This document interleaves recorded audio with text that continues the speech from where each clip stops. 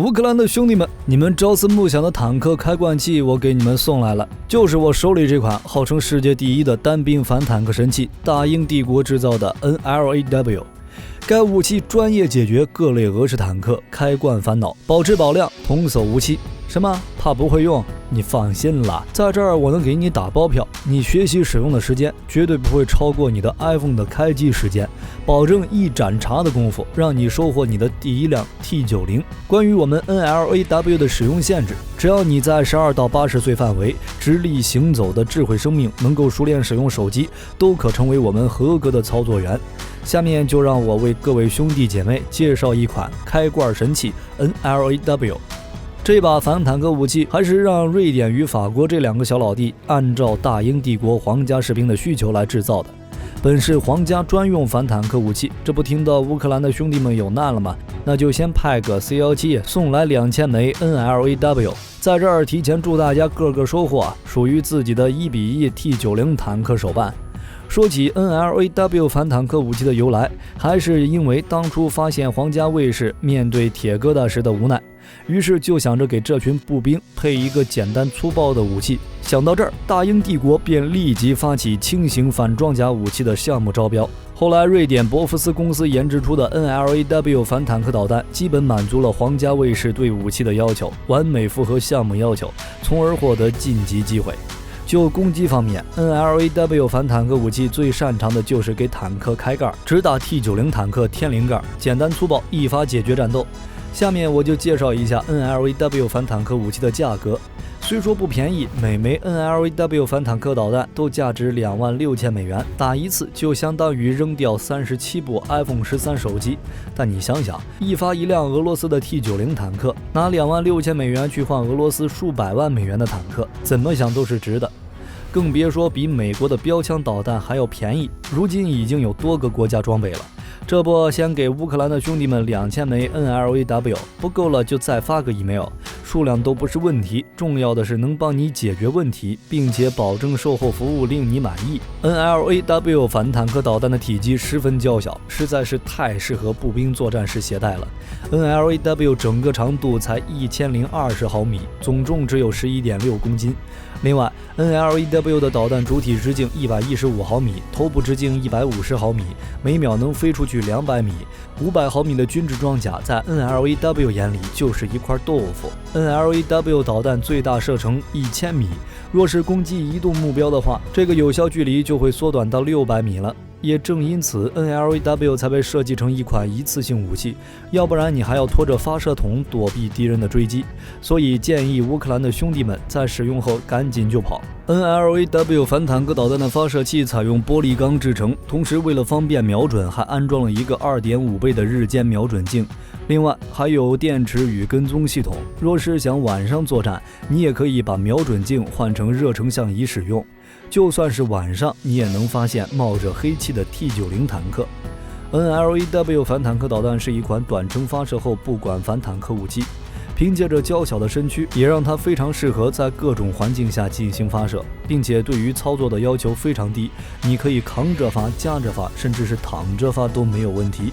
而且在没有物体支撑的情况下，你可以打开导弹发射器中间的支撑杆，在瞄准时用它来进行支撑和稳定，不仅节省力气，还十分的稳定。最主要的是 NLAW 是打完就扔，完全不影响你10公里越野，并且还符合保护环境的最高宗旨。就连英国官方都说 NLAW 是一款非常熟练者使用短程反坦克导弹。简单解释一下，就是傻瓜式反坦克武器。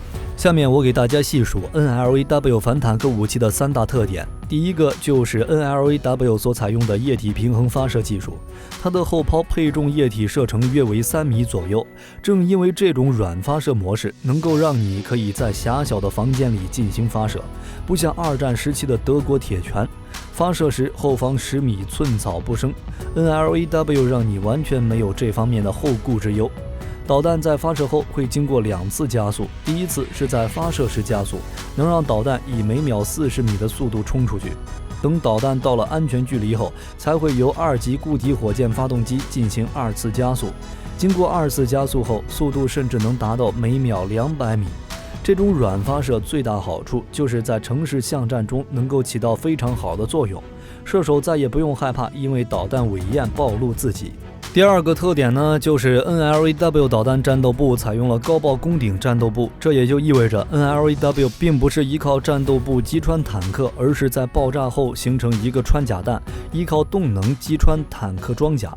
这也是为什么 NLAW 选择以开罐方式攻击坦克的原因。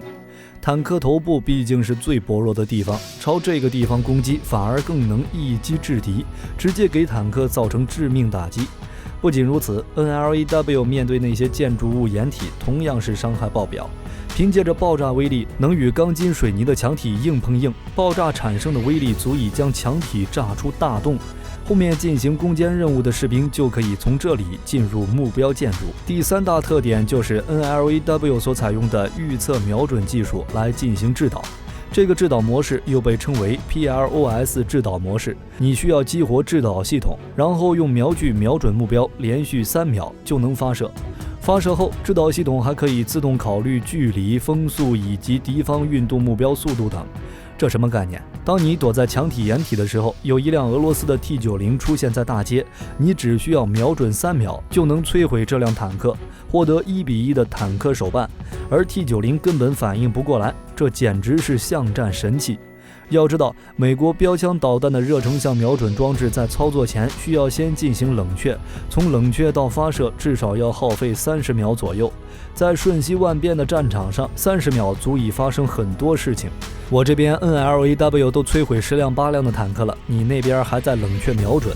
另外，标枪导弹又因为系统的高度集成，战斗权重达到22.3公斤，等于2个 NLAW 的重量了。你那边还得2个人抬着走，我这边已经背起来就跑了。而且 NLAW 还是一次性的，打完就扔，这一来一去 NLAW 可比标枪变多了。最主要的是 NLAW 便宜呀。美国标枪仅导弹的成本就达到了17.4万美元，战场上的标枪又重又舍不得扔，还真不如 NLAW 这种用完就扔的，而且操作起来比较简单，数量也很充足。所以说 NLAW 反坦克武器价格实惠，操作简单，可谓战场选择的不二之选。